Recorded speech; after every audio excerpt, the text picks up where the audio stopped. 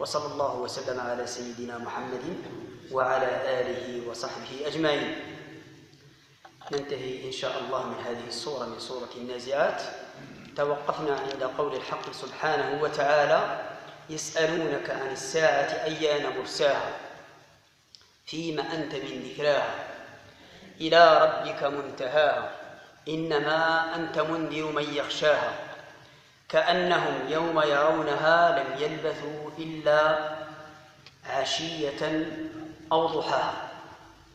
الله سبحانه وتعالى لما أخبر عن المصيرين، مصير الفجار الكفار مصيرهم، أخبر الله جل جلاله أن مصيرهم إلى النار وبئس القرار، وأخبر أن مصير المؤمنين الصالحين وعلى رأسهم الجيل الأول والرعيل الأول من الصحابة الكرام رضي الله تعالى عنهم. أخبر بأن مأواهم ومصيرهم ومنزلهم الجنة.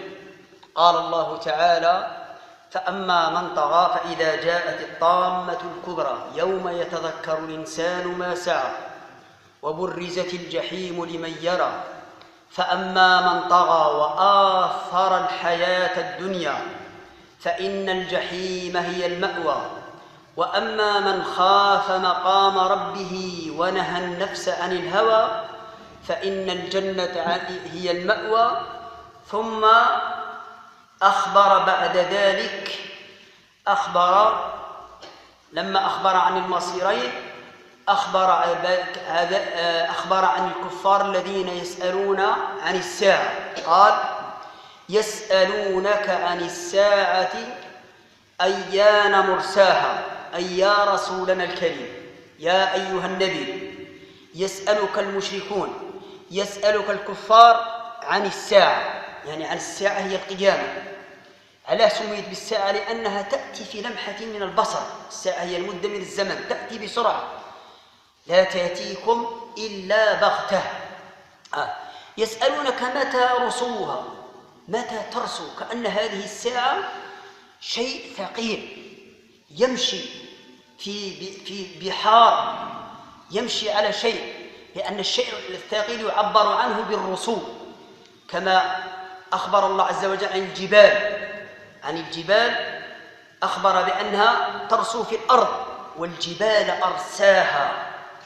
كذلك الساعة مثل السفينة الثقيلة، يقال أرست السفينة أو السفينة ترسو، أما القارب شيء صغير ما نقولوش يرسو. قال: يسألونك عن الساعة أيان مرساها. ما المقصود هنا بالسائلين؟ المقصود بهم هم كفار قريش، هم المشركون، يسألون النبي صلى الله عليه وسلم عن القيامة لأنها ذكرت كم من مرة في القرآن. ذكرت باسمها القيامة، يوم يقوم الناس لرب العالمين، ذكرت بالحاقة، ذكرت بالطامة، ذكرت بالصاخة، ذكرت. الآن يسألون عن طريق استعجال، عن طريق التكذيب، عن طريق السخرية. والناس في سؤالهم عن الساعة 3 أصناف. الناس في سؤالهم عن القيامة 3 أصناف. الله أكبر.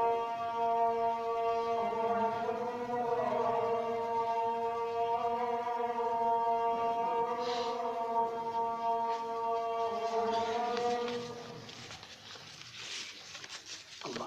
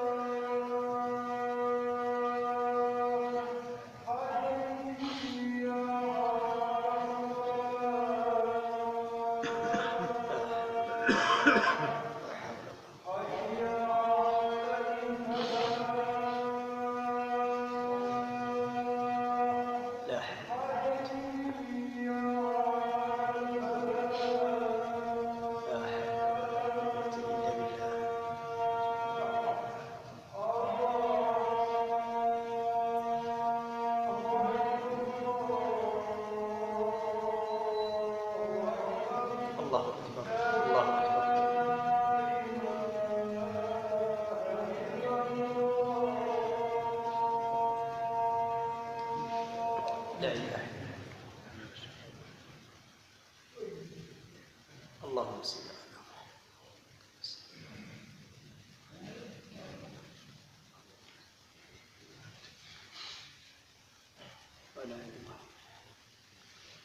اللهم رب هذه الدعوة بالصلاة قائمة محمد وسيلة وفضيلة قام محمود الذي وعدته اللهم إن هذا إدبار ليلك وإقبال اللهم إن هذا إدبار نهارك وإقبال ليلك فاغفر لنا اللهم إن هذا إدبار نهارك وإقبال ليلك فاغفر لنا اللهم إن هذا إدبار نهارك وإقبال ليلك فاغفر لنا. قلت الناس في سؤالهم عن الساعة عن القيامة 3 أصناف. الصنف الأول وهم المشركون الكفار المشركون الذين كانوا بمكة ومن حولها كفار قريش ومن حولها. الصنف الثاني هم اليهود الذين كانوا بالمدينة المنورة. الصنف الثالث وهم المسلمون أو بعض المسلمين. أما الصنف الأول الذي كان يسأل عن الساعة هم المشركون هم الكفار، كانوا يسألون عن طريق الاستهزاء، عن طريق السخرية، عن طريق الاستعجال. انت قلت بدي كان القيامة، هي خلاص جيب لنا القيامة. وقالوا ربنا ربنا عجل لنا قطنا قبل يوم الحساب. كفار مكة قالوا ربنا عجل لنا قطنا، بدل ما يقولوا ربنا اهدنا لا قالوا ربنا عجل لنا قطنا بمعنى عذابنا. لهذا لما سيدنا معاوية رضي الله تعالى عنه دخل عنه أحد من اليمن فقال له ماذا فعلتم؟ لماذا دعوتم الله على أنفسكم؟ قال ماذا قلنا يا أمير المؤمنين؟ قال يا أهل اليمن ألم تقولوا وقالوا ربنا باعد بين أسفارنا وظلموا أنفسهم؟ قال ألم تقولوا يا أهل مكة وقالوا ربنا عجل لنا قطنا قبل يوم الحساب؟ فحاجة. المهم الصنف الأول هذا الكفار المشركون يسألون عن طريق استعجال، عن طريق السخرية، عن طريق التعجيز. نعم ليس عن طريق التعجيز وإنما عن طريق الاستعجال والتكذيب والسخرية. الصنف الثاني هم اليهود والنصارى اليهود والنصارى كذلك كانوا يسألون النبي صلى الله عليه وسلم عن الساعة كما ذكر بعض المفسرين، لكن هذا السؤال كان سؤال تعجيز. هذا الصنف الثاني هم اليهود والنصارى. الصنف الثالث هم بعض المسلمين كانوا يسألون عن الساعة ولكن على جهة الاستعداد، لأنه سيعلم أنه سيقبل على الله سبحانه وتعالى. فكما جاء في صحيح البخاري عن أنس رضي الله عنه قال أن رجلا من أهل المدينة أتى النبي صلى الله عليه وسلم فقال يا رسول الله متى الساعة؟ قال أي النبي صلى الله عليه وسلم قال ما أعددت لها؟ شو وجدت تسأل عن الساعة ماذا أو شو وجدت لها؟ قال حب الله ورسوله. قال أنت مع من أحببت. الناس في هذا الوقت يتساءلون عن قيام الساعة ويحاولون أن يحددوا وقتها، إما عن طريق الحساب، إما عن طريق لي النصوص الآيات، أو عن طريق المنامات، أو عن طريق كذا، ولكنهم لا يحصلون على شيء، لأن أمر الساعة قد حسمه الله سبحانه وتعالى، وهذا مما استأثر الله به من علوم الغيب. قال الله تعالى يسألك الناس عن الساعة قل إنما علمها عند الله وما يدريك لعل الساعة تكون قريبا. يسألونك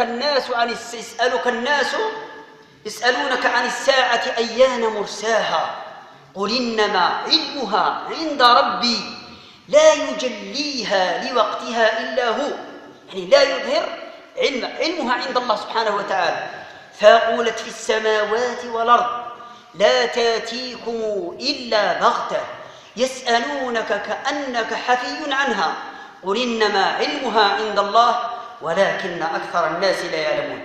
وفي هذا السياق قال يسألونك عن الساعة أيان مرساها، من بعد اشتغل يسألونك عن الساعة أيان مرساها فيما أنت من ذكراها.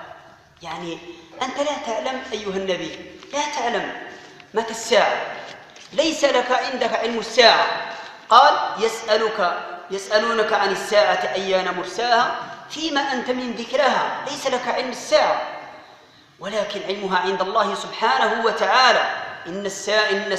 إن الساعة آتية نكاد أخفيها كما قال الله عز وجل، ولكن أنت ممكن أن تدل على أمارتها وعلاماتها. لما سأله جبريل قال متى الساعة؟ قال ما المعلوم عنها بأعلم من السائل. أنت ما تسأل فيها وما تعرفش. قال فأخبرني عن أماراتها، خبرني العلامات تاعها. قال أن تلد الأمة ربتها، وأن ترى الحفاة العراة العالة رعاء الشاة يتطاولون في البنيان. قال يسألونك عن الساعة أيان مرساها فيما أنت من ذكراها إنما أنت منذر من يخشاها. أنت تخوف وتنذر، تبين الذي يخشى الله سبحانه وتعالى، يخشى الساعة فيؤمن بها ويستعد لها. إنما أنت منذر من يخشاها كأنهم يوم يرونها، أي الساعة أو القيامة، لم يلبثوا إلا عشية أو ضحاها.